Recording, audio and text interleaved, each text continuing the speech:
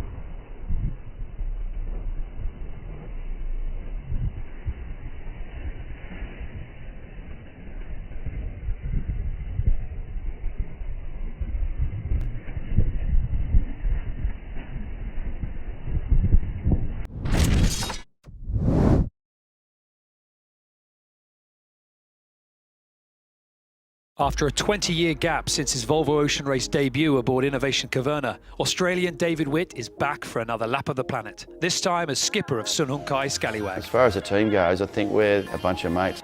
To get a team on the start line in this race is the biggest achievement. He's brought with him the core of his long-standing teammates who have campaigned together over many miles aboard financial backer San Hung Lee's Super Maxi, competing in multiple Sydney Hobarts and other classic races. Initially, David's intention was to sail with as few crew as possible in order to keep the weight to a minimum. 7 men and no women featured in his team sheet for the prologue.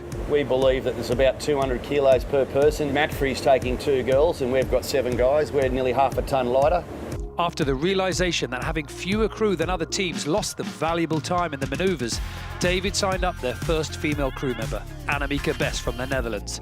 She fitted straight into the Scallywag mould, having sailed with the team on previous campaigns. The first few legs proved tricky for the team, learning the Volvo 65 and how to make it sail fast. A 5th place finish on leg 1 and a 6th on leg 2 into Cape Town piled the pressure on, and navigator Steve Hales decided to step aside, with teammate Antonio Fontes taking over on the navigation desk. Leg 3 was the first taste of the Southern Ocean for him.He Scallywag, and it didn't take long for it to live up to its reputation. Beautiful Southern Ocean. I'm over the Southern Ocean. As the team headed towards Melbourne, they were battling with Turn the Tide on plastic, holding them off for a 5th place finish. Another change in crew saw a boost in experience, with former SCA navigator Libby Greenhouse joining the team. She had already lapped the planet on the Volvo 65s in the last edition, and this could be just what the team needed to propel them up the leaderboard. I think the skills I've got will benefit the team, and hopefully we'll get a good result. Leg 4 and the pressure was on to perform as him.He Scallywag raced towards their home port of Hong Kong, and as they headed up the eastern coast of Australia, the team found themselves in last place, but with options ahead. Well, this is a really important leg for us. Can't worry about not running last. We need to concentrate on trying to win. A tricky crossing of the light wind zone saw the fleet compress. him.He Scallywag rolled the dice, cutting west early, picking up the bigger breeze and cruising from last to first. Another good scare, fastest boat. However, things didn't go all their way. Up there. Okay, engine on.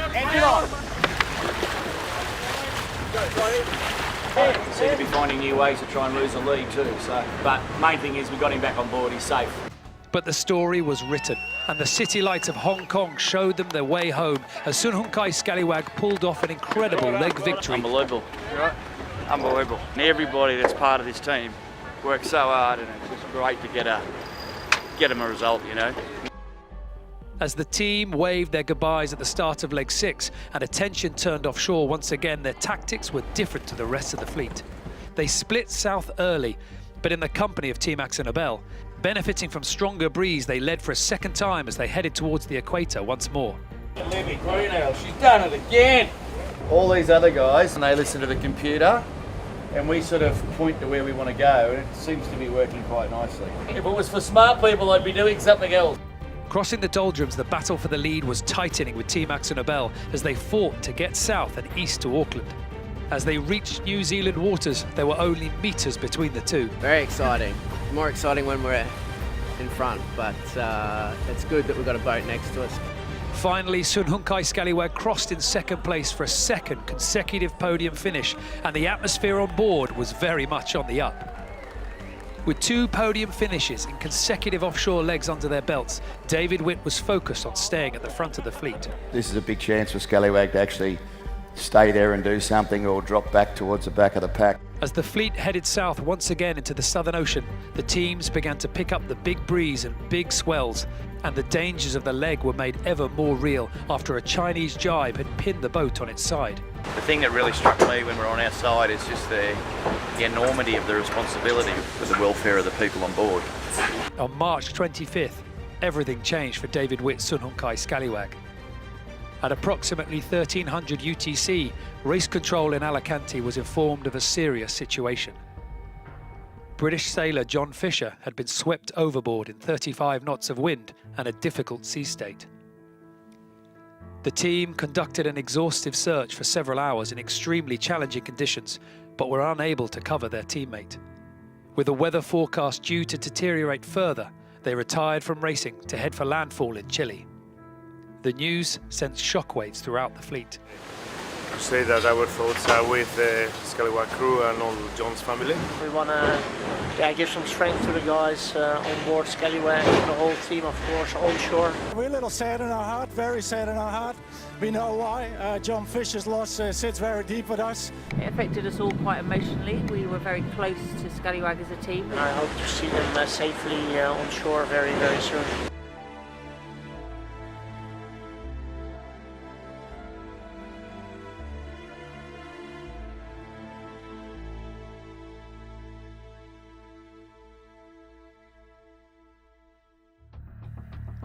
A delivery crew took the boat from Chile to Itajaí in Brazil after the team made the tough decision to continue participating in the race in John's memory. Biggest compliment I could give John is he was the best team player I've ever seen. Put everyone else first. There's a whole lot of, sort of an ethos that the Scallywags try and live by. You know, we never give up. We look after each other. We don't have to be the best, but we do it together. And probably the most important moral of our team is loyalty. And obviously I've had a lot of time to think about it in the last 10 days, but I'm pretty much describing John Fisher. I'm not really describing the Scallywag team, I'm describing John Fisher. So for me, he was my best mate. And Sunday's going to be a little bit weird. It'll be the first time I've gone to sea without him in 12 years. So, but we've had time to deal with it ourselves as much as we can. But like you say, the support we've had from within the Volvo family has been amazing. I think it takes a special people to do this race, whether you're the skipper or you're the crew. And I think yesterday when the boat arrived to the dock was pretty moving sort of thing. The best thing we can do in John's memory is get on the job, get on with it on Sunday. If he was standing behind me right now, he'd be telling me to harden up, don't be soft and get on with it. And that's what we're going to do on Sunday. With an intense quick turnaround by everyone in Sun-Hung-Kai Scallywag and the Volvo Ocean Race boatyard, the team made the start line for leg 8. Understandably, the crew wasn't straight back to the podium placing level of racing that they had reached prior to the accident on leg 6. 3 consecutive 7th-place finishes have seen Sun-Hung-Kai Scallywag drop into the battle for 6th with Turn the Tide on plastic. As friends and competitors, David Witt and Dee Kafari found themselves leaving Gothenburg with just 1 point separating them. For the Scallywags, the final leg was a chance to reflect on all that they had faced and come through together. David Witt was determined to keep the team united and to complete the race in recognition of their lost friend and teammate, John Fisher. 6th on the line into The Hague put Sun-Hung-Kai Scallywag on equal points with Dee Kafari's Turn the Tide on plastic, the final import race being the deciding factor. Early in that race, Scallywag were ahead, only to snare a turning mark, effectively anchoring them as the fleet sailed past, elevating Turn the Tide on plastic into 6th overall and relegating Sun-Hung-Kai Scallywag into 7th. Sun-Hung-Kai Scallywag was the first privateer team to enter the race in more than a decade, playing the game their own way. As crewmates second and friends first, David Witt and the Scallywag team has been a proving ground for the youngest sailor in this edition of the race, and their strong team spirit will be a model for crews to come.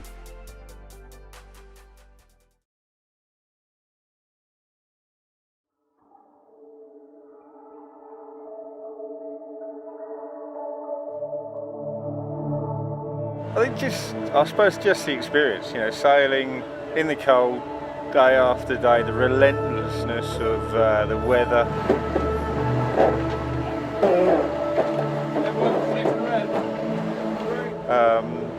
It's grinding, really grinding, and it makes you think long and hard about some of the things you do in your life and your mental state and everything else.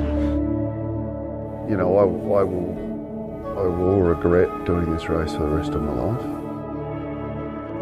because it's cost Fishy's life, no doubt. But I think when we finally get to the end, I'll be pretty proud about it too.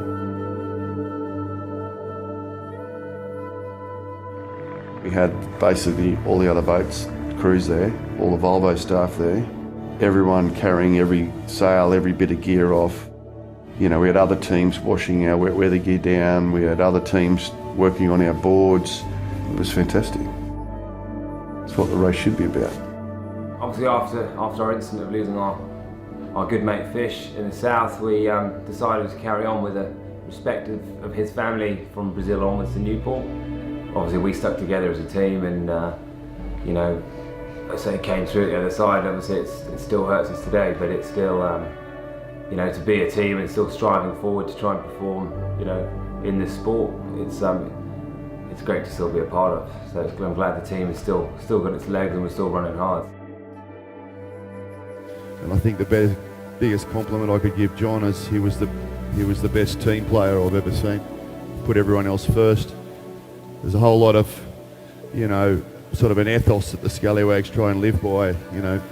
We never give up, we look after each other. We don't have to be the best, but we do it together. And probably the most important moral of our team is loyalty. And obviously I've had a lot of time to think about it in the last 10 days, but I'm pretty much describing John Fisher. I'm not really describing the Scallywag team, I'm describing John Fisher. So, what a big mark in this year, and it will be in the rest of my life, is of course the loss of Fish, our friend John Fisher.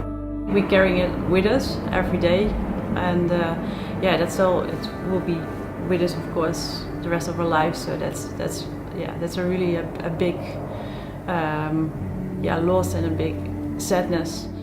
If he was standing behind me right now, he'd be telling me to harden up, don't be soft and get on with it, and that's what we're going to do on Sunday. I suppose where I grew up, and growing up with the love of sailing and watching the Whitbread start, every 4 years out of the Solent, it's one of those things you always dream of doing, and whether you ever get the chance is another thing. If you're lucky enough to get the chance to do a race like this, everyone should grab it. I think it isn't for everyone, but you should always challenge yourself. It grinds you down. So I think highlight and low light is that, the weather and the conditions. Blasting along at 30 knots is magic, but it's a real grind down there for sure.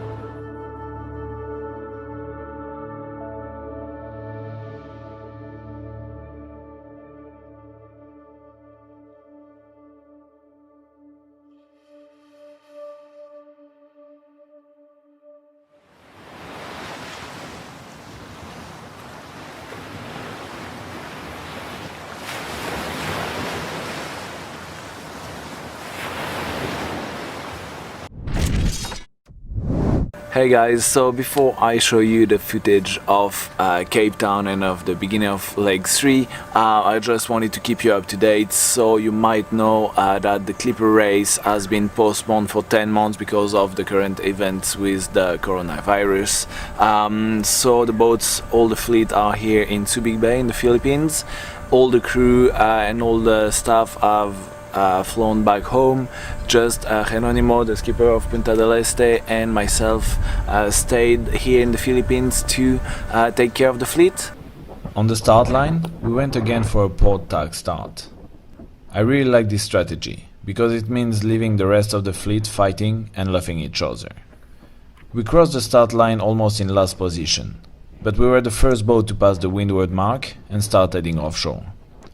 After a questionable choice of spinnaker hoist that definitely didn't help us, but certainly distracted the competition, we quickly dropped it, and surprisingly, we were still with the front of the pack, ready to start heading south towards the Cape of Good Hope. Alright, we left, and we haven't crashed into anyone. No, but we did decide to experiment with the kite. Yeah, that wasn't such a good idea, but it's still 3,000, 5,000 nautical miles to go. So a couple more for us now. We can make it up, hopefully. Right.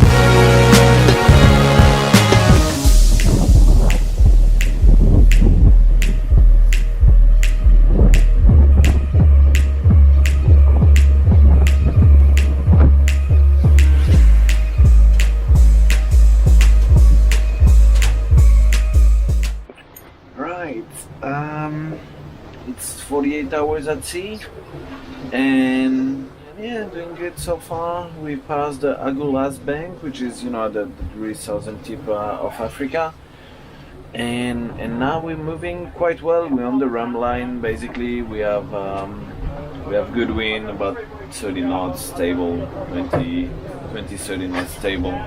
The sea state was confused as we passed the Agulhas Bank, which is like a shallower part. Let me show you this. All this area here in blue is where it's shallower, and so the sea state is more confused. But now we're in deeper sea, so swell is a bit more clean, and we've been in the coast tree since yesterday afternoon. And the thing is that during the night, the sea state, as we passed the Agulhas Bank, was really confused, and the boat kept running up, so we kept broaching. So this is some footage from the stern cam. This is why there is no sound, but this is what a broach looks like. The boat is overpowered and rounds up, so heads into the wind, and your kite starts flogging like crazy. Just the sound of this heavy weight sheet slapping on the boom and on the sails is pretty scary. It's like a gunshot. And so on this one we managed to go out of the broach without too much problem and reinflate the kite, but sometimes you have to just drop the kite to be able to keep it under control. And yeah, Coach 3 is not really happy. We have a small tear that we need to fix. So now the big question is, do we go for Code 2 for the rest of the day, keep making good speed, and then go back onto Yankee for the night?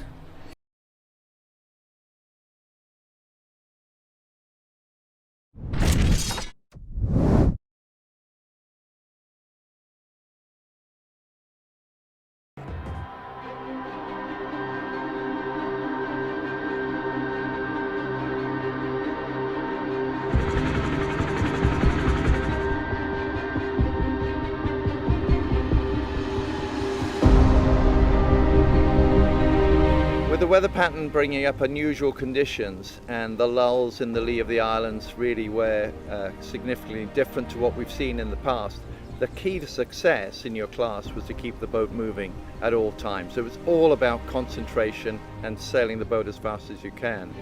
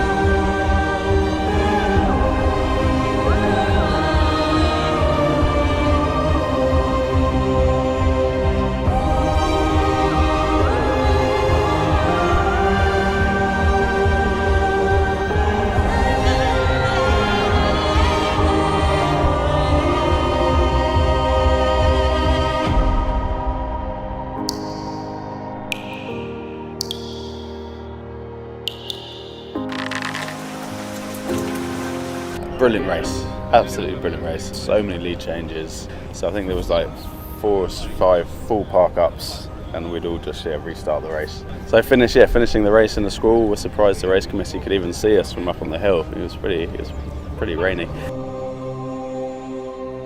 Yesterday evening we arrived at Guadeloupe as the sun was starting to go down. We were very excited because we benefited from the fact to close about a 3-mile gap between us and power play. So that was great for us. Obviously Maserati came into the mix as well. And in fact, Maserati pulled ahead for a little bit at the back of Guadeloupe. Our speed was just a little less than their speed. That's why we try to do a different course after the South Guadeloupe. We go around the island in the other side, and we was hoping the easterly wind come maybe before. It was a good try, but that doesn't work at all. It's not an easy situation to lead a race like that, not at all. Because you always know that on each island you're going to be in a tricky position.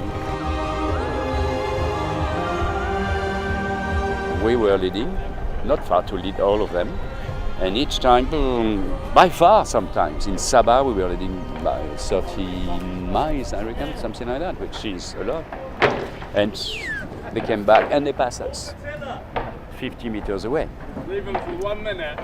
Just a great match race all around the course. You know, so close to our 2 competitors almost the entire time, always within sight.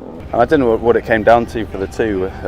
Obviously we're probably a little bit lighter. Argo have got their new foil systems, but whether that made a difference I don't actually know. It's just strategy, and then we got a good shift at the end and just managed to pull away, but it was touch and go the whole way around. And I think they do a wonderful race, especially Loic and power play. You know, finishing within 4 minutes of power play after 600 miles is 45 hours of sailing that's pretty close racing. Second year in a row coming in second for line honors behind another Mod 70. You know, Argo will be back next year looking for another bite at the apple. Thinking about the start of the 600 this year, it wasn't quite last year, it was light. People didn't give everybody as much room as they did before, and we definitely had an error. We put in our penalty turns. Sorry about that, Bora. Once we get up, we'll see it, but I think it's one of these boats right here, yeah. But yeah, ocean racing, 600 miles in the Caribbean. Man, just look around here, it's spectacular. Even with light conditions, we've been hauling 20 knots here, popping the main hull. We're due west of Nevis right now. In the previous legs, got a little frustrating up around Barbuda, where there was literally nothing. We broke out the incense, see if we could figure out where the wind was coming from. We made a good leg down to the next turn. where we thought actually we could come in close, but again, that because of the change in the wind angle from normal conditions, it was another dead spot for us. So we threw in another 360. Soon it'll be our turn. There's wind right there. You go from those frustrating trials and tribulations to wonderful, beautiful skies and conditions. Pretty flat here right now in this race. Ziggy here is hauling along at a nice 20 plus knots. We're hoping to get down to Guadalupe by dark and then work our way north again up around the final triangle into the finish. Another thing that's wonderful about the trimaran community and most offshore sailors, the other boats will pitch in. So with some help from Brian and Artie, guys from Argo, we got the wands working. Well, that's all been wonderful till about now. They gave up the ghost again, and looks like this evening we'll be without instruments, but we can feel the wind on our hair, and we'll make our way around and get to the finish.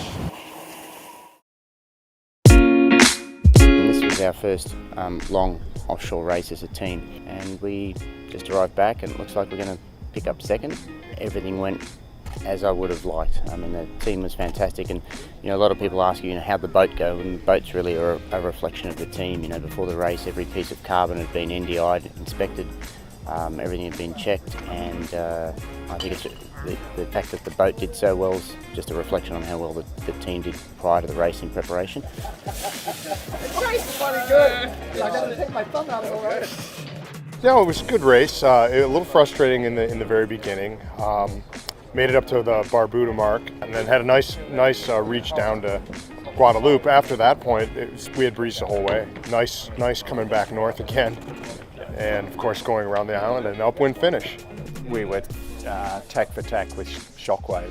They got stuck a little bit further out towards the bottom of Guadalupe, and we were hugging the shore there and past them there. Wizard are in a different category to us, but I'm about to head down there and take those boys some beers because we were almost in a match race for half a day with them, and it was fantastic, and every point of sail that was advantageous to us, we'd turn the corner and they'd take a bit back until we got to the bottom of the course, and Shockwave came alive, and then we were sitting on the high side of 30 knots, and Wizard went backwards. However, I was really surprised as we're crossing the line. I looked over my shoulder again, and there was their light, so they just haunted us for the best part of 36 hours. Anytime you can do a yacht race just in a pair of shorts and wear the top, you're in the right place. We feel we made it to the finish line, which we didn't the last two long races, so we are very happy. Finish is important, but if we win the NEGRA, it will be all good sweeter. Very satisfied. We put a lot of work into a boat like this. They're big projects, and it takes a lot of commitment from the owners, and it's 3 races. It's 2 transatlantics and the middle sea race, which we haven't finished for various reasons. Although it was quite a benign year, you still had it up to Desirade. It was lumpy and it was rough, and you're punching this thing around, and we're driving it around at up to 25 knots and flying holes on it, and the sails are going up and down and in and out, and the locks are working, and everything's spinning and working, and it's a real symphony,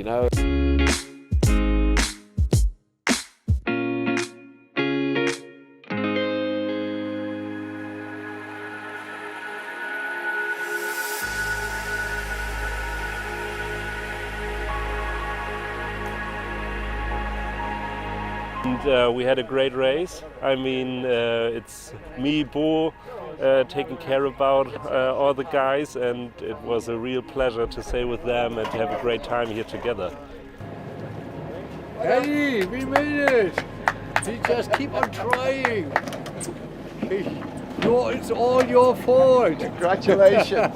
Thank you. Very You sold good. this race to me. Oh, well, it's just amazing. I mean, we had a great race. The crew was working fantastic. 60 hours fighting every inch and every second, and loving the boat and taking care of it. And I mean, the country, the scenic of the volcanoes, of the Caribbean islands, the sunshine, the water, it's just fantastic.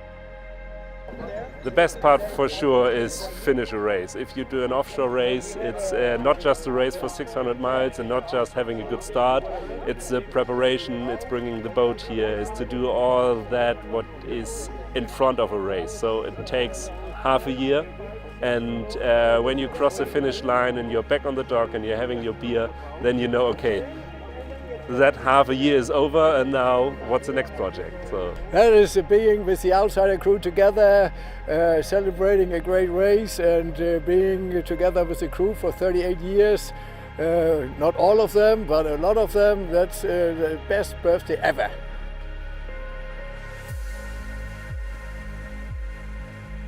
At that moment. Tension and a lot of consultation, and everybody was on his job, and we did the round of Redonda very well. We didn't stop really, and we keep the spinnaker as long as it was possible, and all of a sudden down and then upwind, and we didn't lose any second, I believe. Just doing a perfect job. I'm very happy of this teamwork. Stunning scenery on the way round, and a good variety of conditions and a good variety of marked roundings and boats to race against, and there's always boats the whole way round, which is very nice. So a lot of fun. On day 5, the morning of the prize giving, Kingship arrived, and of course she had some serious old timers on board. 89-year-old Don Street and 92-year-old Tom Seldorf.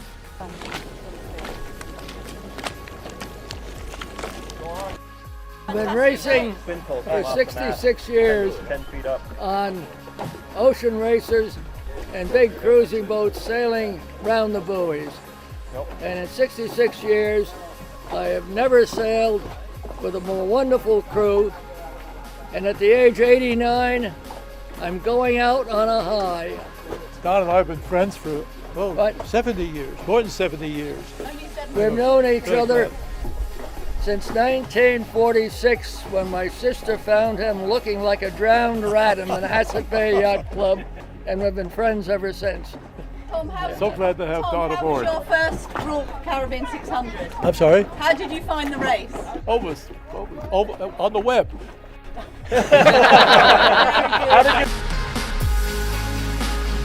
Because everything's unpredictable, and it's man against the climate, the water, the conditions, and you never know what to expect.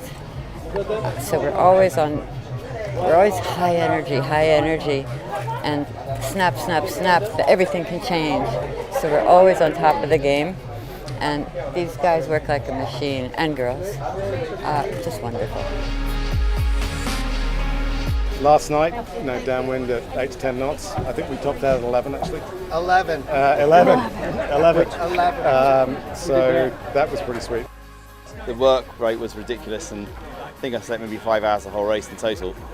And over 4 days, that's not very much. But yeah, the guys really dug into. I'd say I pushed them hard, and I think it sums up this race. It is a sprint the whole way around. So yeah, tough but really rewarding.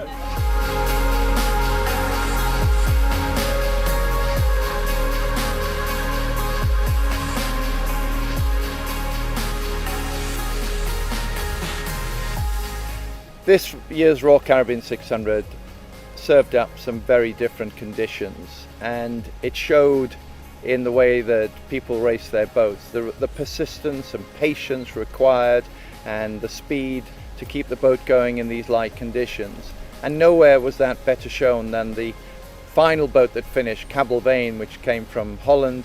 They finished 3rd overall in IRC3, and the smiles on their faces when they finished on Day 6, the day after the prize giving, tells everything there is to know about this year's RORC Caribbean 600.